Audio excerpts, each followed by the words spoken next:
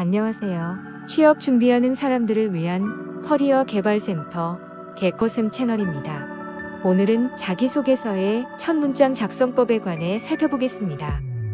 시작이 반이라는 말이 있듯이 자기소개서에 있어서도 첫 문장의 중요도 비중은 거의 50%에 달한다고 생각합니다. 그런 만큼 지원자들도 자신의 자기소개서를 어떻게 시작하는 것이 좋을지 진지하게 고민해 봐야 합니다. 일단 지원자들이 피해야 할 자기소개서 첫 문장의 함정은 첫째, 진부한 출발과 둘째, 막연한 출발입니다. 첫째, 진부한 출발은 말 그대로 어디선가 본 듯한 상투적인 문구로 시작하는 것입니다.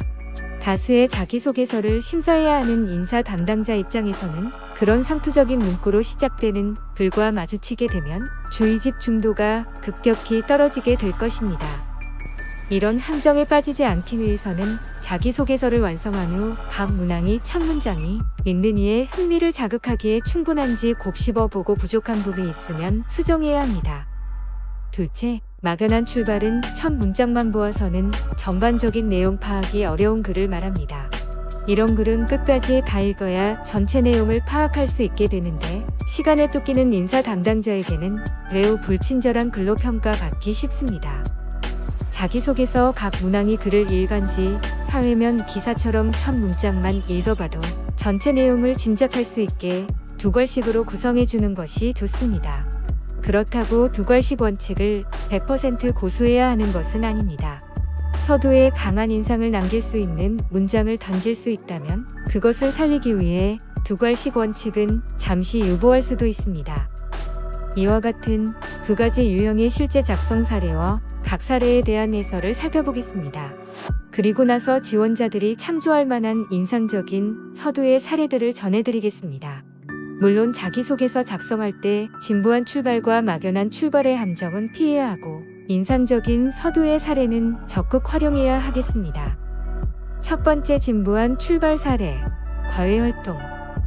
2학년 여름방학에 국내 주요 언론사에서 지취하는 사업계획 경진대회에 참여한 적이 있습니다. 이 글머리에 대한 해설입니다. 다수의 지원자들이 첫 문장에 어떤 경험을 했었는지에 대한 서술만 해줍니다. 그 경험을 통해 배운 점이나 성취한 것 등을 함께 담아주는 것이 좋습니다. 두 번째 진부한 출발 사례, 입사 후 포부. 입사 후 제가 세운 아래와 같은 목표를 달성하기 위해 노력할 것입니다. 이 글머리에 대한 해설입니다. 첫 문장이라는 중요한 위치를 차지하고 있지만 알맹이가 없는 문장이라서 아쉽습니다. 세 번째 진부한 출발 사례, 고객 만족 방안. 고객을 만족시키기 위한 최우선의 전략은 최고 수준의 품질이라고 생각합니다. 이 글머리에 대한 해설입니다. 서두 내용이 너무 평이하고 상식적인 것이어서 인사 담당자의 이목을 끌기 어렵습니다. 이렇게 진부한 출발을 하게 되면 이후에 정말 획기적인 내용이 나오지 않는 한 전체적으로도 진부한 글이 되기 쉽습니다. 진부한 출발의 함정을 피해야 하는 이유는 무엇일까요? 일단 인사 담당자로부터 성의 없이 쓴 글로 평가받기 쉽습니다. 그렇게 되면 인사 담당자도 성의 없이 그 글을 읽게 되는 결과를 초래할 것입니다. 그렇기 때문에 내 글이 진부한 글이 되지 않도록 신경을 써야 합니다. 다음은 막연한 출발의 작성 사례입니다. 첫 번째 막연한 출발 사례, 지원 동기. 매년 꾸준히 성장을 거듭하던 대형 할인점 업계는 최근 침체기를 거치고 있습니다. 이 글머리에 대한 해설입니다. 지원 동기에 관해 답변하는 문항인데 관련 업계 동향에 대한 얘기로 시작했습니다. 그냥 첫 문장에 지원 동기에 대한 직접적인 답변을 써주는 것이 좋습니다. 두 번째 막연한 출발 사례, 성장 과정. 아버지께서는 건설회사의 현장 관리자로 일하셨기 때문에 집에 안 계시는 날이 많았습니다. 이 글머리에 대한 해설입니다.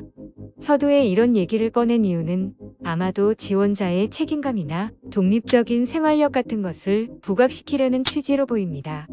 이렇게 간접적인 상황 묘사로 시작하는 것보다는 강한 책임감에 대한 얘기를 두 괄식으로 먼저 써주는 것이 좋습니다.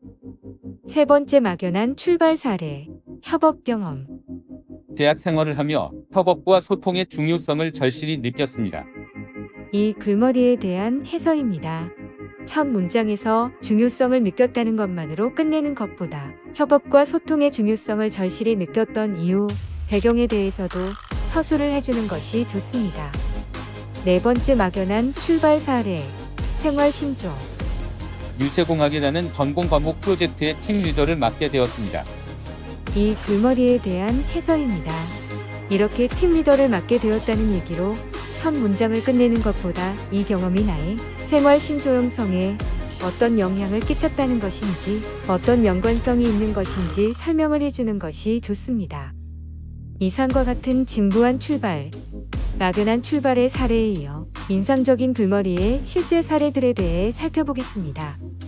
인상적인 글머리 사례 1. 성장 과정. 대학에 입학하면서 취업 전까지 1천만 원을 저축하겠다는 목표를 세웠습니다. 이 글머리에 대한 해설입니다. 대학교 입학생이 세운 목표치고는 특이한 점이 있어서 인사 담당자의 눈길을 끌 수 있겠습니다. 인상적인 글머리 사례 2. 해외 경험. 중학교 시절 아버지의 해외 주재원 발령으로 함께 갔던 인도에서 큰 좌절을 경험했습니다. 이 글머리에 대한 해설입니다. 어떤 좌절을 경험했는지 호기심을 갖게 만드는 첫 문장입니다. 인상적인 글머리 사례 3. 관심 분야. 어린 시절부터 아버지의 투박하고 성급한 운전 습관으로 차를 탈 때마다 고생이 많았던 저는 자동차의 승차감을 향상시키는 기술에 대해 남다른 관심을 갖게 되었습니다. 이 글머리에 대한 해설입니다. 특정 자동차 기술에 대한 관심을 갖게 된 배경이 특이하여 눈길을 끕니다. 인상적인 글머리 사례 4. 협업 경험.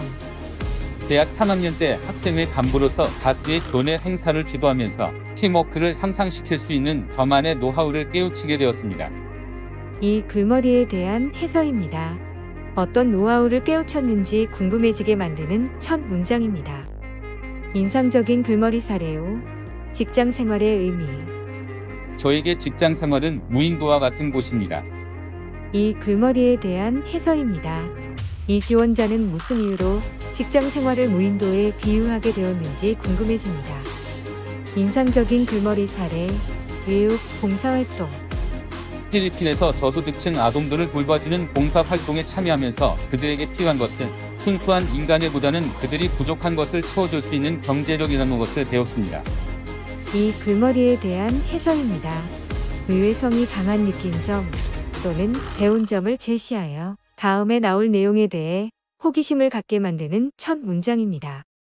이상과 같은 인상적인 글머리의 사례들이 갖고 있는 공통적 특성은 특이성과 의외성이고, 그렇기 때문에 읽는 이의 호기심을 자극한다는 것입니다. 나만의 자기소개서를 준비하면서 다른 지원자들은 어떻게 쓰고 있는지 탐문해 볼 필요가 있습니다. 내가 제출하고자 하는 자기소개서 내용이 인사 담당자에게 진부하게 보이지는 않을지 판단할 수 있는 감을 키울 수 있기 때문입니다. 또한 자기소개서 작업을 마무리하는 단계에서 몇몇 지인들에게 읽혀보고 그 반응을 보면 내가 쓴 글이 너무 평이하고 무덤덤하게 씌어져 있는 것은 아닌지 가늠해 볼 수 있습니다.